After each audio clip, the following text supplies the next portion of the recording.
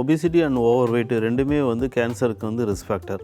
அதுவும் வந்து பர்டிகுலராக வந்து லேடிஸ் கேன்சரை பொறுத்த வரைக்கும் பிரெஸ்ட்டு, ஓவரி, எண்டோமெட்ரியம் இது ப்ளஸ் மற்றவங்களுக்கு எல்லாமே காமனாக வரக்கூடிய pancreatic cancer, gall bladder cancer இது எல்லாமே வந்து கம்பேரிட்டிவ்லி வந்து நார்மல் வெயிட்டில் இருக்கிறவங்கள விட ஒபீஸ் பேஷண்ட் அண்ட் ஓவர் வெயிட்டில் இருக்கிறவங்க 10 மடங்கு வரதுக்கான வாய்ப்புகள் அதிகமாக இருக்குது.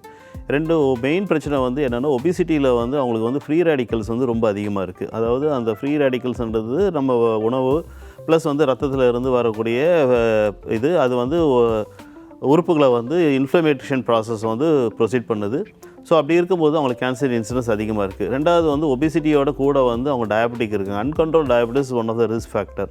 ஸோ வென் கம்பேர்ட் டு மற்ற வெஸ்டர்ன் ஸ்டடீஸில் பார்க்கும்போது normal person with overweight person வந்து 10 மடங்கு கேன்சர் அதிகமாக இருக்குது. ரெண்டாவது வந்து அதே போல் வந்து obesity and over weight person அவங்க வெயிட்டை வந்து குறைக்கும் போது அவங்களுடைய கேன்சர் ரிஸ்க் வந்து 10லேருந்து 15% வந்து குறையிறதுக்கான வாய்ப்புகள் அதிகமாக இருக்குது.